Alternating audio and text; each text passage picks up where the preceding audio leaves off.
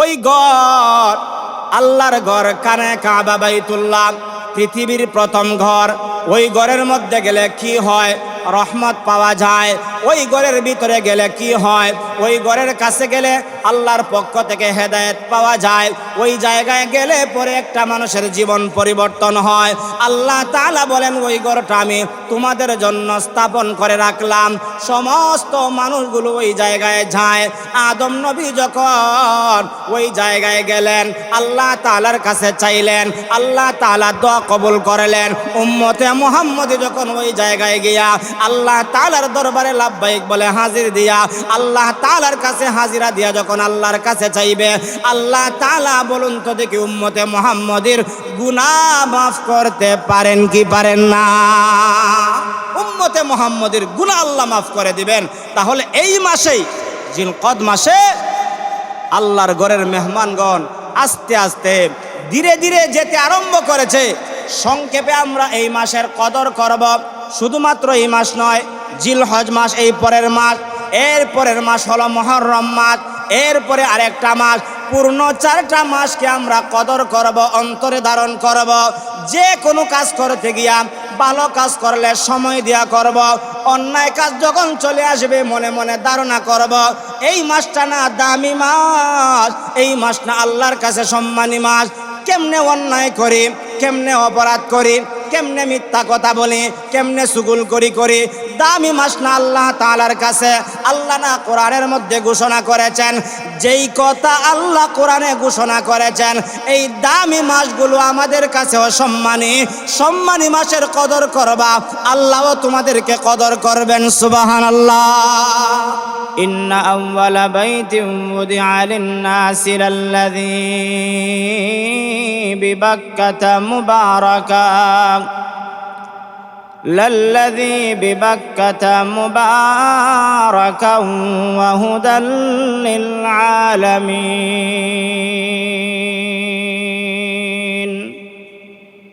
আল্লাহ তাআলা বলেন, নিশ্চয়ই পৃথিবীর সর্বপ্রথম ঘর মক্কায় অবস্থিত।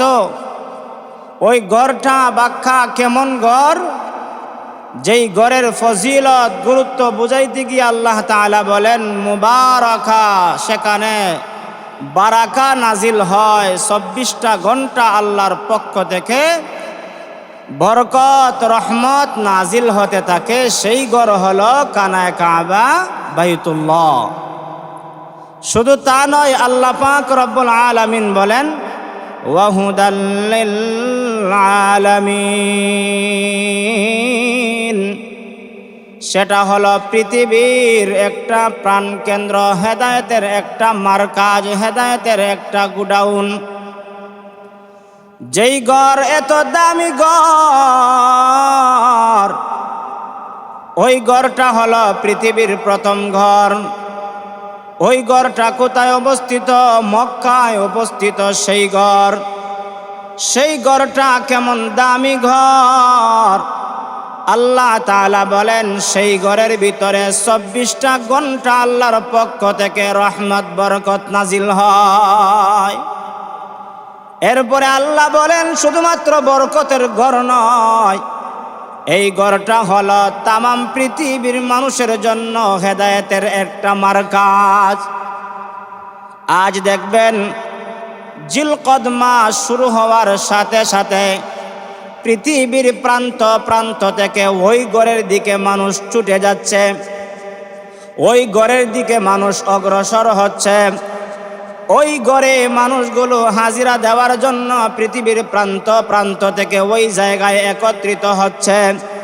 ওই ঘরটা এমন ঘর, যেই ঘরের আসার দ্বারা আল্লাহ তাআলা মানুষকে ঘরের মাধ্যমে হেদায়েত দিয়ে দেন, হেদায়েতের গুডাউন ওই ঘরে। যারা গিয়েছে তারা দামি হয়ে গেছে, যারা যাবে তারাও দামি হয়ে যাবে।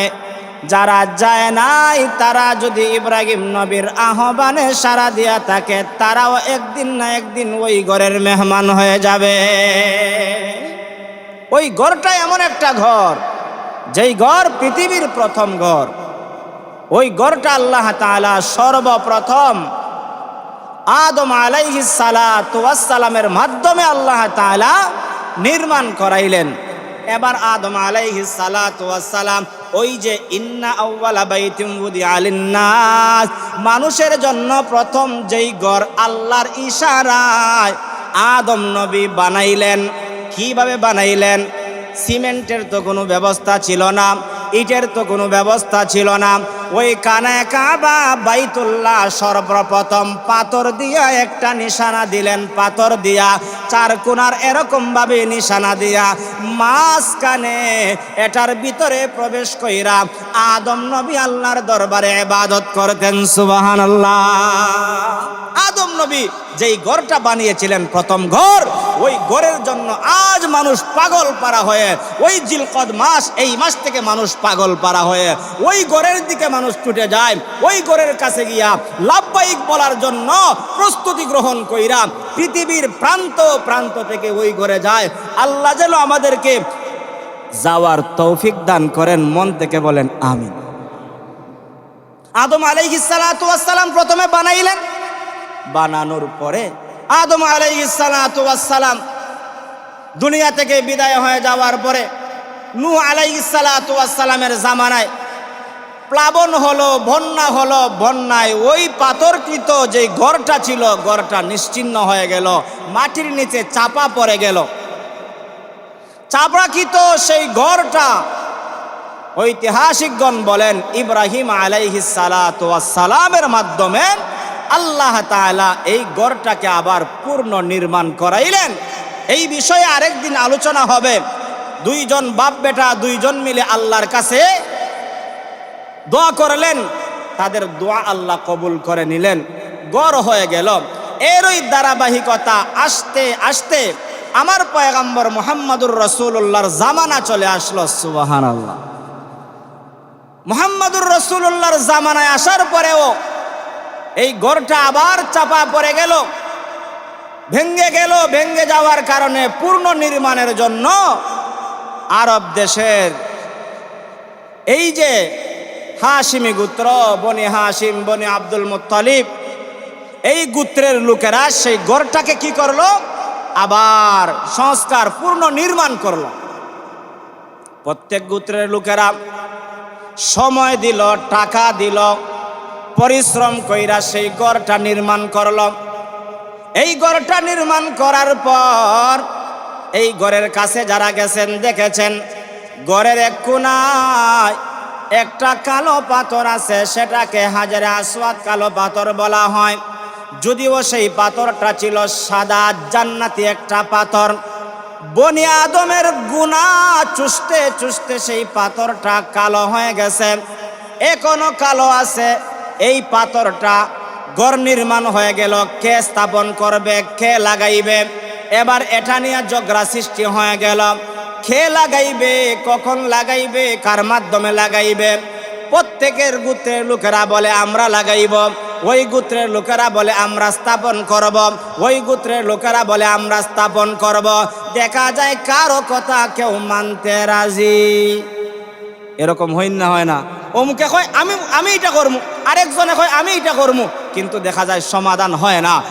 এরপরে লাস্ট ডিসিশন হয়ে গেল এটা যেহেতু সমাধান হয় না, তাহলে সমাধানের জন্য আগামীকাল সকালবেলা যে সর্বপ্রথম কানায়ে কাবা বাইতুল্লাহে প্রবেশ করবে, তার মাধ্যমেই সেই হাজারে আসওয়াদ কালো পাথর স্থাপন করা হবে, তার মাধ্যমেই সেই ঘরের এই পাথর স্থাপন করা হবে, সমাধান করা হবে।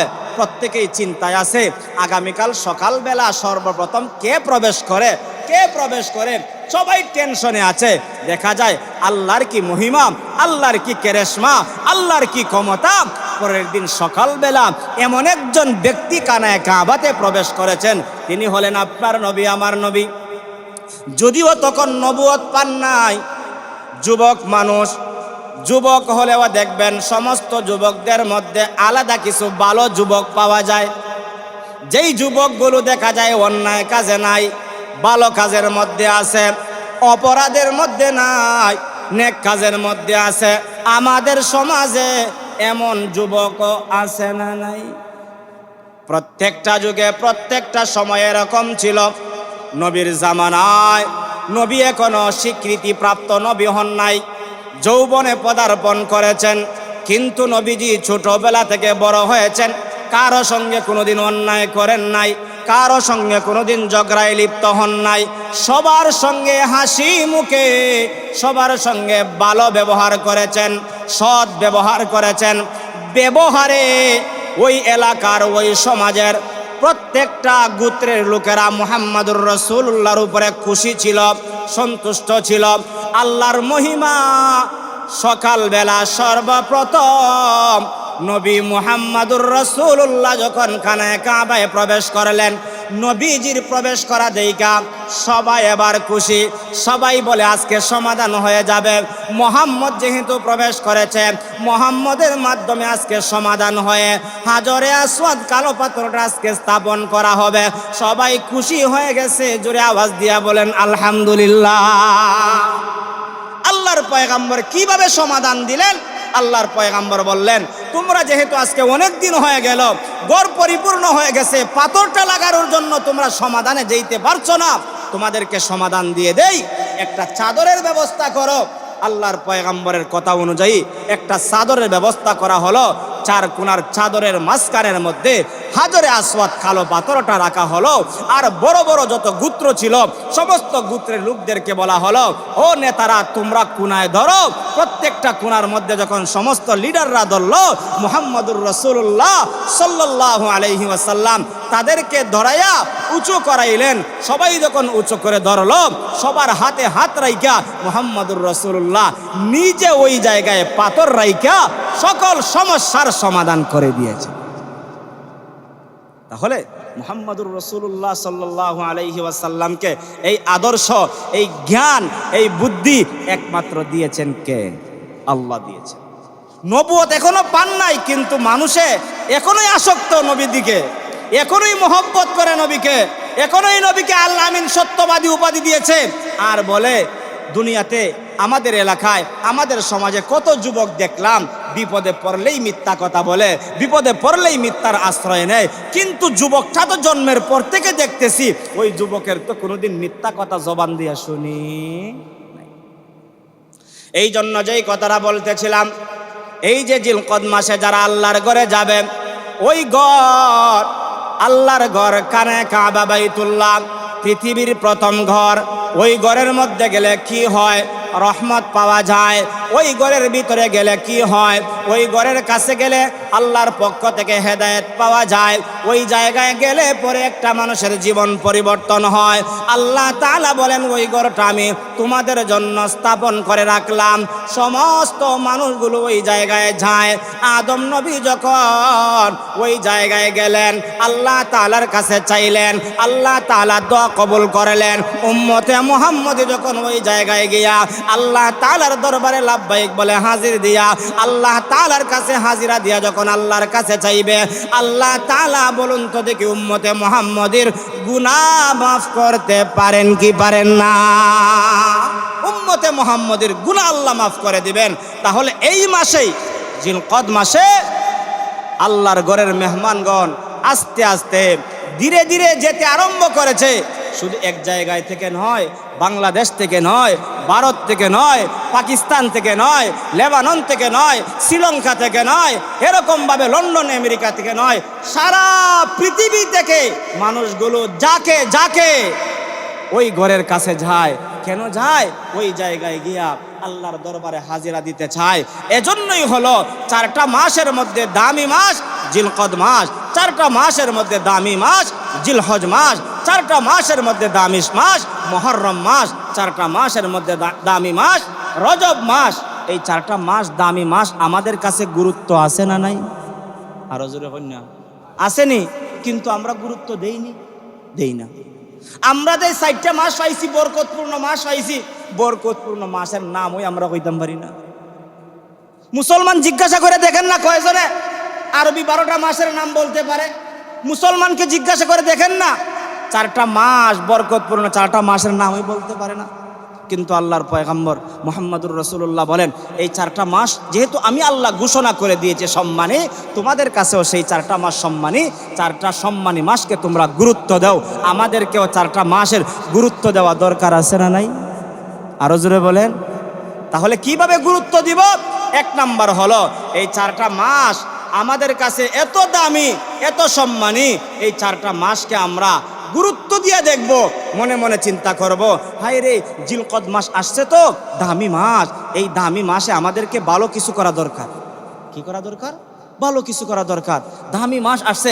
রমজান আসলে যেরকম ভাবে আমরা প্রস্তুতি নেই না, যে রমজান মাস আসতেছে, ভালো কিছু করা দরকার, নেক কাজ করা দরকার, ঠিক তেমনি ভাবে 4টা মাস যে আল্লাহ বলেছেন, ইন্না ইদ্দাতাশ শুহুরি ইনদাল্লাহি 12 শাহরান ফি কিতাবিল্লাহি ইয়াউমা খালাকাস সামাওয়াতি ওয়াল আরদা মিনহা আরবাতুন হুরুম, যে বললেন আল্লাহ আসমান জমিন সৃষ্টি করার পরেই আল্লাহ তাআলা 12টা মাস নির্ধারিত করে দিলেন। 12টা মাসের মধ্যে 4টা মাসকে আল্লাহ সম্মানী করলেন। এই সম্মানী মাসটাকে অন্তরে ধারণ করা দরকার, অন্তরে ধারণ কইরা চিন্তা করা দরকার। 4টা মাস দামি মাস, এই দামি মাসগুলো আমার কাছে আসছে, এই 4টা মাসকে কদর করা দরকার। উম্মতে মুহাম্মদী যদি 4টা মাসকে কদর করতে পারে, আল্লাহর কাছে তার সম্মান কমবে না বাড়বে? বাড়বে। কিন্তু আমরা সম্মান বাড়াইব কেমনে? মাসেরই তো কদর জানি না। সংক্ষেপে আমরা এই মাসের কদর করব। শুধুমাত্র এই মাস নয়, জিলহজ মাস এই পরের মাস, এর পরের মাস হলো মুহররম মাস, এরপরে আরেকটা মাস। পূর্ণ 4টা মাসকে আমরা কদর করব, অন্তরে ধারণ করব। যে কোনো কাজ করতে গিয়া ভালো কাজ করলে সময় দিয়া করব, অন্যায় কাজ যখন চলে আসবে মনে মনে ধারণা করব, এই মাসটা না দামি মাস, এই মাস না আল্লাহর কাছে সম্মানী মাস। কেমনে অন্যায় করি, কেমনে অপরাধ করি, কেমনে মিথ্যা কথা বলি, কেমনে সুগুল করি, দামি মাস না আল্লাহ তাআলার কাছে? আল্লাহ না কোরআনের মধ্যে ঘোষণা করেছেন, যেই কথা আল্লাহ কোরআনে ঘোষণা করেছেন, এই দামি মাসগুলো আমাদের কাছেও সম্মানী। সম্মানী মাসের কদর করবা, আল্লাহও তোমাদেরকে কদর করবেন। সুবহানাল্লাহ। এজন্য এই মাসের কদর করা। 2 নম্বরে হলো এই মাসের কদর কেমনে করবা? এই মাসে জামাতের গুরুত্ব বাড়াইয়া দিবা।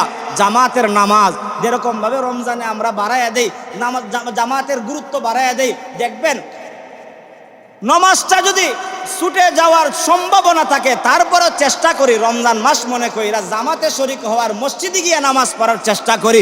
কেন? আমার কাছে রমজানের গুরুত্ব আছে। আর আল্লাহ তাআলা বলেন, এই 12টা মাসের মধ্যে দামি মাস হলো এই জিলকদ মাস। এই মাসটা যখন আসলো, তখন আসার সাথে সাথে তোমারও এই মাসের কদর বাড়াইয়া দিতে হবে, আর সাথে সাথে জামাতের সঙ্গে নামাজ আদায় করার গুরুত্বটাও বাড়াইয়া দিতে হবে। আজকে যদি আমাদের কাছে এই 4টা মাসের দাম সম্মান থাকতো, তাহলে এই মাসেও আমাদের নামাজের দিকে দাবিত হওয়ার বেশি কথা ছিল। দুনিয়ার ঝামেলা তো থাকবেই। দুনিয়ার ঝামেলা আপনাকে মরার আগ পর্যন্ত শেষ হবে না? হইব? হবে না। যতই আপনার ব্যবসা বাণিজ্য থাকুক, আপনার ব্যবসা মরার আগ পর্যন্ত ব্যবসার ঝামেলা শেষ হবে না।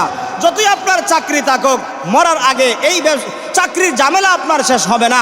যতই আপনার ঝামেলা থাকুক, এই ঝামেলার মধ্যখান দিয়েই, ঝামেলার ফাঁক দিয়ে আমাকে জামাতের নামাজের গুরুত্ব আমাকে বাড়াইতে হবে। এই 4টা মাস যদি কোনো আল্লাহর বান্দা জামাতের সঙ্গে নামাজ আদায় করার গুরুত্ব বাড়াইয়া দেয়, বাকি 8 মাস তার জন্য কঠিন হবে না, সহজ হবে। কিন্তু আমরা তো ওই যে রমজান মাস পড়ছিলাম, এরপরে বাদ দিয়ে দিছি। এখন আবার যদি আরম্ভ করি দেই, আরম্ভ করলে 3টা মাস লাগাতারে আমরা পাইব। জিলকদ মাস, জিলহজ মাস, মুহররম মাস, 3টা মাস যদি ধারাবাহিকভাবে গুরুত্বপূর্ণ মনে করে যদি নামাজ পড়তে আরম্ভ করি, মুহররম শেষ হইলেই রবিউল আউয়াল আসলে, যে রবিউল আউয়াল মাস আসছে, নবীর জন্মের মাস আসছে, তাহলে এটাকেও বেশি মহব্বত করি, ভালোবাসি, নামাজ পড়তে আরম্ভ করি। এভাবে যদি প্রত্যেকটা মাসের গুরুত্ব বাড়াইয়া দেয়, তাহলে 12 মাস কি তার নামাজ কাজা যাবে? যাবে না। যায় কেন? গুরুত্ব নাই। ব্যবসার গুরুত্ব ঠিকই আছে, চাকরির গুরুত্ব ঠিকই আছে, কৃষিকাজের গুরুত্ব ঠিকই আছে, মাগার নামাজের গুরুত্ব নাই। কেন নাই? আমি কপাল পোড়া, আপনি কপাল পোড়া। দেখেন, এই চিন্তা করতে করতে কবরের ডাক চলে আসে। এই চিন্তা করতে করতে কি আসে? কবরের ডাক চলে আসে। আচ্ছা, কবরের ডাক যখন চলে আসে, কেউ কি আর এই কবরের হাত থেকে, আজরাইলের হাত থেকে, মরার হাত থেকে কেউ বাঁচতে পারবে?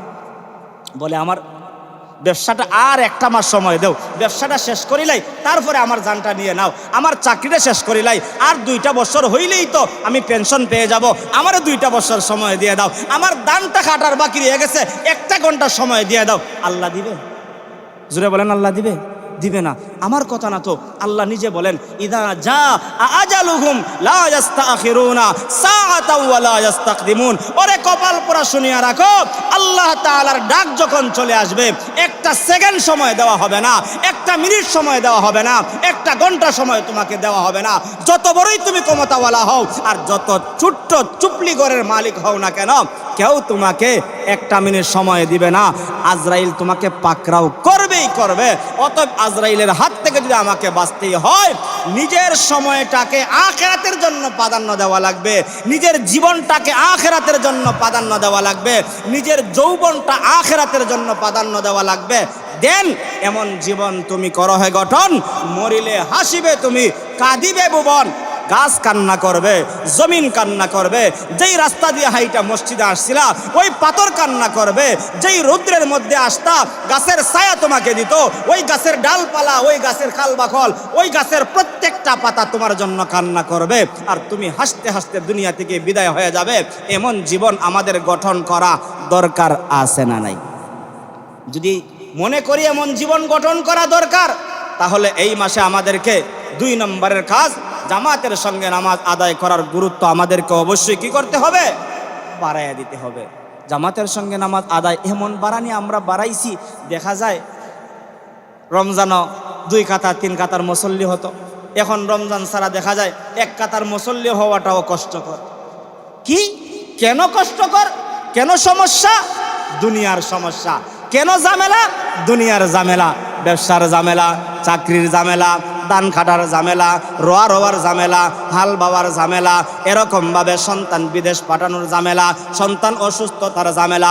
যতই ঝামেলা থাকুক না কেন, সমস্ত ঝামেলাকে পিছনে ফালাইয়া আপনি বলবেন আমার নামাজ আগে, আমার নামাজের গুরুত্ব দেওয়া দরকার আগে। যদি কোনো আল্লাহর বান্দা দিতে পারে, তাহলে তার দুনিয়ার জীবন সুন্দর হয়ে যাবে, আখিরাতের জীবনটাও সুন্দর বানায়া দিবেন কে? 3 নম্বরে এই মাসে গুনাহ ছেড়ে দিতে হবে। কি ছেড়ে দিতে হবে? কি ছেড়ে দিতে হবে? গুনাহ ছেড়ে দিতে হবে। ছোট থেকে ছোট গুনাহ, বড় থেকে বড় গুনাহ ছেড়ে দিতে হবে। যেই মাসে সওয়াব বেশি, এই মাসে গুনাহ করলে কি তা গুনাহ বেশি হইতো না? সওয়াব যেমন বেশি আছে, গুনাহ করলে গুনাহটাও বেশি হবে। এজন্য এই মাস আমাদেরকে শিক্ষা দিয়েছে, এই মাসে আমাদেরকে কি করতে হবে? গুনাহ ছেড়ে দিতে হবে, গুনাহ ছেড়ে দিতে হবে। 4 নম্বরে সংক্ষিপ্ত কথা, আল্লাহর পয়গম্বর বলেন এই 4টা মাসে ঝগড়া ফাসাদ যুদ্ধ নিষিদ্ধ। ঘোষণাকার আল্লাহ। কিন্তু ওইনি এই মারামারি কম না বেশি? এখন সচরাচর যুদ্ধ চলছেই চলছে, কিন্তু আরবাআতুন হুরুম 4টা সম্মানিত মাসে আল্লাহ নিষিদ্ধ করেছেন। কিন্তু এই 4 মাসে দেখা যায় বা এগুলো সবসময় ঝগড়া ফাসাদ, মারামারি, হানাহানি, দাঙ্গা হাঙ্গামা, যুদ্ধ চলছেই চলছে। আল্লাহর পয়গম্বর বলেন এই মাসগুলোতে তোমরা কি করবা? যুদ্ধ থেকে বিরত থাকবা। এই মাসগুলোতে কি করবা? ঝগড়া থেকে বিরত থাকবা। এই মাসগুলোতে কি করবা? দাঙ্গা হাঙ্গামা থেকে বিরত থাকবা। আমাদেরকে টাকা দরকার আছে না ভাই? কিন্তু আমরা পারি না। এই যে মনে করেন, দেখেন আজকে জুমার দিন, আজকে জুমার দিন আমাদেরকে মসজিদে আসার দরকার ছিল কি ছিল না? আরো জোরে কন্যা জবানটা কইলে এখন আসার দরকার আছে না? আমাদের এলাকার মধ্যে আমরা বসবাস করি, কিন্তু অন্যদিকে সময় ঠিকই দেই, আল্লাহরে সময় দেই না। কিন্তু জেনে রাখবা ওই সময়ের মূল্য নাই, এই সময়ের মূল্য আছে। যেই সময়ের মূল্য আছে এই সময়ের কদর তোমার কাছে নাই, আর যেই সময়ের মূল্য নাই এই সময়ের কদর তোমার কাছে আছে। জেনে রাখবা কত না তোমার সামনে কত মানুষের জান চলে যাচ্ছে, কত না কত মানুষের এরকমভাবে জীবন চলে যাচ্ছে। তাদের কাছ থেকে শিক্ষা গ্রহণ করো না। ঘর আছে ঘরওয়ালা নাই, বাড়ি আছে বাড়িওয়ালা নাই, জমি আছে জমিওয়ালা নাই, সম্পদ আছে সম্পদওয়ালা নাই। আমি একদিন থাকবো না, আমার সব কিছু থাকবে, পরে থাকবে, কিন্তু এই সময়ের কোনো মূল্য থাকবে না। এজন্য আমাদের সংক্ষিপ্ত কথা হলো, এই মাস দামি মাস। এই মাসে আল্লাহর ঘরের মেহমানগণ আল্লাহর ঘরে যাওয়া আরম্ভ করেছে। এই ঘরটা কেমন ঘর? পৃথিবীর প্রথম ঘর। এই ঘরটা কেমন দামি? যেই ঘরের ভিতরে 24 ঘন্টা আল্লাহর পক্ষ থেকে রহমত নাজিল হয়। এই ঘরে গেলে কি হয়? আল্লাহ তাআলা বলেন, এই ঘরে গেলে প্রত্যেকটা মানুষকে আল্লাহ হেদায়েত দান করে। তাহলে এই দামি ঘরে আমাদেরকে যাওয়া দরকার আছে না নাই? তাহলে যেতে হলে আল্লাহর কাছে নিয়ত করতে হবে।